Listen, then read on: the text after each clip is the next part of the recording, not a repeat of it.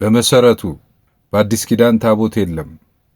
በብሉይ ኪዳንም ቢሆን እስራኤላውያን ከተጋዙ በኋላ ለምርኮ ከሄዱ በኋላ በእስራኤል ምድር ውስጥ ታቦት የሚባል አልነበረም። የታቦቱ አገልግሎትም እንደቆመ በአዲስ ኪዳን ሙሉ በሙሉ በግልጽ ተነግሯል።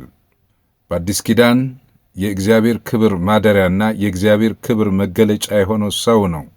ጌታችን ኢየሱስ ክርስቶስ የአዲስ ኪዳን ታቦት ነው።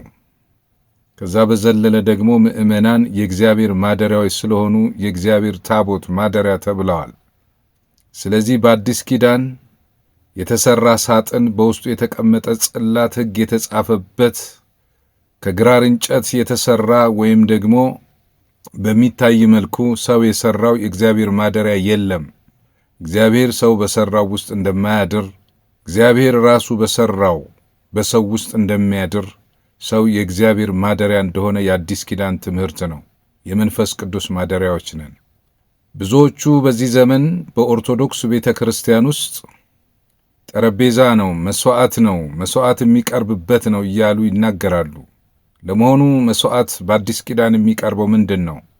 የኢየሱስ ክርስቶስ መስዋዕት አንድ ጊዜ በመስቀል ላይ የተፈጸመ እንጂ በየዕለቱ ኢየሱስ ክርስቶስ አይሰዋም። የኢየሱስ ክርስቶስንም ሥጋና ደም በቤተ ክርስቲያን ውስጥ ዕለት እንድንሰዋው እግዚአብሔር አልሰጠንም። ይሄ መታወቅ አለበት። ጌታ ኢየሱስ ክርስቶስ ራሱ መስዋዕት፣ ራሱ ሰዊ ሆኖ ስለ ኃጢአትና ስለ በደላችን አንድ ጊዜ በመስቀል ላይ ደሙን አፈሰሰ፣ ሥጋውን ቆረሰ። ከዛ በኋላ በየዕለቱ አይደገምም የክርስቶስ መስዋዕት። ስለዚህ በቤተ ክርስቲያን ውስጥ ዕለት መስዋዕትን እናቀርባለን፣ ጠረጴዛለን፣ መሰዊያለን። ካህኑ መስዋዕትን ይሰዋል፣ መስዋዕትን እናቀርባለን የሚለው ይህ የአዲስ ኪዳን ትምህርት አይደለም። ኑፋቄ ነው፣ ተገቢም አይደለም። ማንም የኢየሱስ ክርስቶስን መስዋዕት ማቅረብ አይችልም፣ እንድንሰዋውም አልተሰጠንም። መጽሐፍ ቅዱስ እንደሚል ኢየሱስ ክርስቶስ ያቀረበውን መስዋዕት፣ ያፈሰሰውን ክቡር ደሙንና የቆረሰውን ቅዱስ ሥጋውን መታሰቢያ እንድናደርገው ነው የታዘዝነው።